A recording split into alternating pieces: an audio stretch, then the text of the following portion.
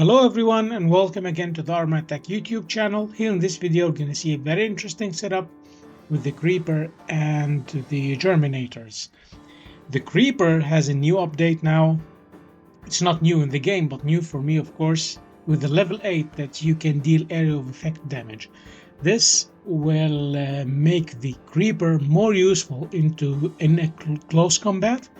And with the Germinator, which is a setup that we already did a video about, but this update and this new area of effect ability would enable the Creeper to excel even more at close range combat. Here on this map we jump into game number 1 and we'll see that we're not going to be able to expose ourselves for long. The solution is to creep onto enemy like exactly this and deal enormous amount of damage, and then use also the ability. We can do two kinds of damage. The first one is when we jump on the ground, and the other type of damage is that when we hit directly the enemy, and each deal a different amount of damage. So the other one is shown with the jump icon, where it shows a circle on the ground. This is the area of effect, and if you hit the enemy while you're jumping, then this is a different kind of damage. Here I wasn't able to survive this encounter, so this gameplay is going to be a compilation of different games which I utilized the Creeper in all of them, and especially this setup after the upgrade that I did. The thing is that you have to put in mind while using this setup is that it's not going to be the setup that survives the whole game, to be honest. You can't deal damage unless you are in a face-hugging distance to the enemy. So this is not kind of a setup that survives the whole game. But you're going to be able, of course, to have fun, to have an active play style, like exactly this one, where I splashed the enemy with that jump and dealt same damage or area of effect damage to multiple enemies. Here I deliberately wanted to hit that rod in the middle, but that didn't work out well and I ended up jumping too far. So now I'm exposed, and after one kill dealing a lot of damage to the enemies, I was surrounded and killed. Now jumping into another game. The last game in this video we're going to be a kind of the best performance for this Creeper, but I also wanted to show you different circumstances, different maps, and maybe an idea about how you can utilize this setup. Now I absolutely don't want to face the enemy head on. I want to ambush the enemy and surprise jump on them and then deal damage or unleash my full shotgun. Here I received some damage from the back and it seems like a bastion damage, so no problem, I can survive this little bit of shots. And now I deal area of effect damage and also a direct hit damage, and one clip of my shotguns and the bastion was over. This setup can deal enormous amount of damage, and also the lifesteal that you gain from it is also considerable. So all in all, I think this is a very unique playstyle that you can do. It's the opposite of sniping. It's when you have to face hug the enemy, and the amount of damage that you can do with this setup is pretty much rewarding. I must say that the risk equals the benefit, like here. And with the upgrade that you can do to the Germinators, the shotgun, I think you can get a little bit more damage and also a reduced spread.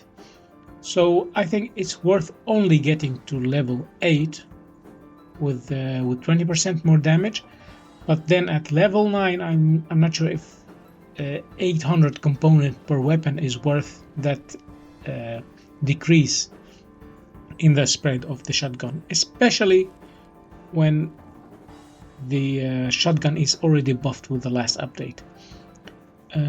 Here I wanted to play it safe, not expose myself to more than one enemy, but that is the opposite of what happened, and I ended up being surrounded.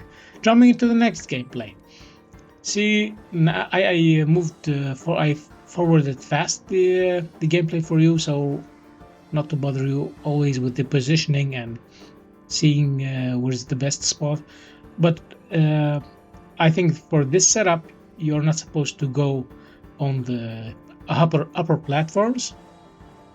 It's better to wait for brawling occasions, brawling opportunities like this one here. I dealt the area of effect damage and was able to finish him off in one go. Now looking to see where my enemies will be. Also, a good thing that this setup can do, first capturing beacon of course, and second defending your beacon. If there's one setup or one enemy that's trying to capture your home beacon, this setup is going to be perfect to eliminate that enemy. Here also got that kill. I'm not sure, yeah, but maybe I got an assist, not a kill.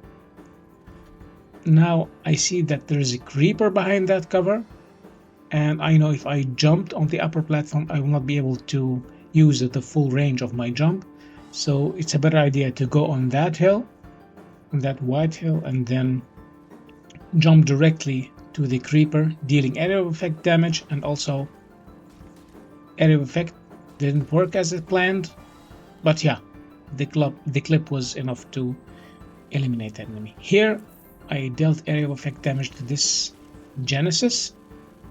There is no point for me, and he carries also a long range setup, so there's no point for me to be exposed to all of his damage. Here double damage, and was able to eliminate him just with the jump.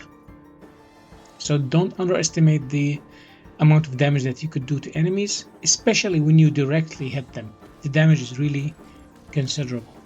Here, yeah, I know I'm gonna die, but it's not worth just wasting the game with camping, and especially in this setup. Here I think I did best in terms of this setup. Here I saw that there is this Imperial that's trying to capture the beacon, so I waited until he must have been on the beacon and then jumped. The whole shield was gone, and some of his HP only by using the jump, and now finishing him off. Waiting for other characters, other enemies. The bastions, I don't need to rush myself, because I know I can take those out very easily. I think I called this setup earlier the Bastion Buster, and that was even before the area of effect damage that I can do upon landing. Waiting for this setup, maybe it's not worth jumping into the middle of the map and be exposed to everyone, so it's always better to just wait for the enemy and wait for them in a choke points or near beacons. Here I wanted to engage with this enemy in the middle of the tunnel, so I exposed myself to minimum firepower. I allow him to pass, no problem, but I know for sure that is not gonna take long. I jump after him, maybe using the ability, or it's not worth it. Yeah, it's still worth it after all. I thought I tried to preserve my ability, and I thought the shotguns might be able to take him off, but that wasn't the case. Here, 3 kills, and also coming to my favorite spot here, trying to see where the enemies are heading, and it turns out that they kept planning to just take that beacon. So I will be here to defend it once they arrive, and I wait for them. It's one Bastion and one Hermit. Hopefully they will not increase any further. And 2 Bastions and 1 Hermit. Let's see if I am able to do this. And got area of effect damage. I think I at least splashed 2 with the area of effect damage. Now the 3 of them again. 1 killed and the other was killed, and now only left with this one. The jump, emptying my clip, taking that kill, and I think that another Bastion escaped, but that was an intense battle here on this beacon, and I triple splashed the enemies with the jump. I think twice. That happened twice. Here I jumped into the middle of the open, and I knew what was going to happen. And with the Acrid, you can't just joke, can't just be around the Acrid and hope to be safe. And now with this game, as you can see, the Creeper was the MVP, and 2,500,000 damage. So that was decent. I hope you enjoyed this game. Tell me what you think in the comment. See you in the next one. Bye bye.